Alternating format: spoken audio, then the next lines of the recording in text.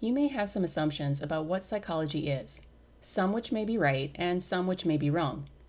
Many people think of psychology relatively narrowly, focused on its study of mental health or the brain.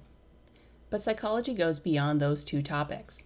In fact, psychology is considered a social and behavioral science. It's not alone in that discipline. Here are a few other examples of social and behavioral sciences that are all connected to psychology. But what unites these fields along with psychology? For starters, there's the matter of what type of topics these fields investigate. In general, social and behavioral sciences study issues related to human behavior, societal structures, cultural norms, and social relationships. Although psychology tends to focus most on the topic of human behavior, it does consider how social and cultural aspects impact individuals' behaviors, and likewise, how individuals' behaviors shape society and culture. Additionally, in social and behavioral sciences, sometimes researchers are focused more on basic research, in which the purpose is merely to answer a question. Other times, researchers are focused more on applied research, in which the purpose is to address a real-world problem. In studying human behavior, psychology focuses on three levels: biological factors, cognitive factors, and social factors.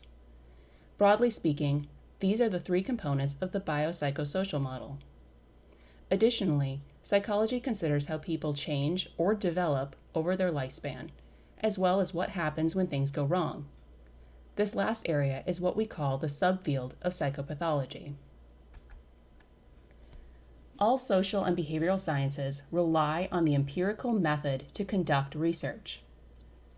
Using the empirical method means that we gain knowledge through observation rather than relying on reasoning or authority as a source of knowledge. In applying the empirical method, sometimes researchers in social and behavioral sciences rely on qualitative methods, which involves collecting non-numerical or textual data. This means collecting information portrayed through words or images, rather than numbers. Qualitative methods often provide rich, detailed data, which can offer an in-depth understanding of individuals' experiences. Some means for collecting qualitative data include open-ended surveys, interviews, focus groups, and observation. In contrast, quantitative methods rely heavily on numbers. Quantitative data can be obtained in similar ways to qualitative data. However, in some cases, it requires a process called coding. Coding entails systematically translating qualitative data into numbers. In other cases, we can use scaled measures to turn a more open-ended response, such as an opinion, into a number. For example, we could ask people to what degree they agree with a statement, on a scale of 1 being strongly disagree to 5 being strongly agree. In this scenario, we are quantifying what would otherwise be open-ended textual data. Psychology tends to rely more so on quantitative methods as opposed to qualitative methods. That tends to make it somewhat different than many other social and behavioral sciences, which more commonly use qualitative over quantitative methods. That's not to say psychology only uses quantitative or other social and behavioral sciences only use qualitative. When it comes to types of research designs, there's some area of overlap again between psychology and other social and behavioral sciences. Many social and behavioral sciences, including psychology, will use a range of descriptive studies for the purpose of describing a phenomenon. Descriptive studies can include naturalistic observation, surveys and interviews, case studies, and archival research. You'll notice that some of these techniques are similar to what was mentioned with our qualitative methods. Though we can also employ quantitative methods with these descriptive studies if we apply coding or use scaled measures. In addition to descriptive studies, social and behavioral scientists also commonly use correlational studies for the purpose of predicting a phenomenon. Such studies generally do require us to use quantitative data as we examine the relationship between two or more variables. Correlational studies may find a positive correlation between variables, meaning that both increase or decrease together. On the other hand, they may find a negative correlation between variables, meaning that as one variable increases, the other decreases. In many fields, a positive correlation may be called a direct correlation, while a negative correlation may be called an indirect correlation. Where psychologists tend to diverge from their fellow social and behavioral scientists is with experimental studies. Although certainly not the only social and behavioral science to use experiments, psychology likely uses experiments more frequently than any other social and behavioral science. Experiments are unique in the sense that their purpose is to explain the cause of a phenomenon. Experiments do this by manipulating one or more independent variables, and then measuring the subsequent effect, if any, on at least one dependent variable. By manipulating the independent variable, psychologists have the ability to randomly assign participants in a study to various groups. These differing groups are called the control group, which is not exposed to the independent variable at all, and experimental groups, which are exposed to differing levels of the independent variable. In the end, there is no one right way to conduct research. Rather, the question drives the choice we make to use specific methodology or research designs.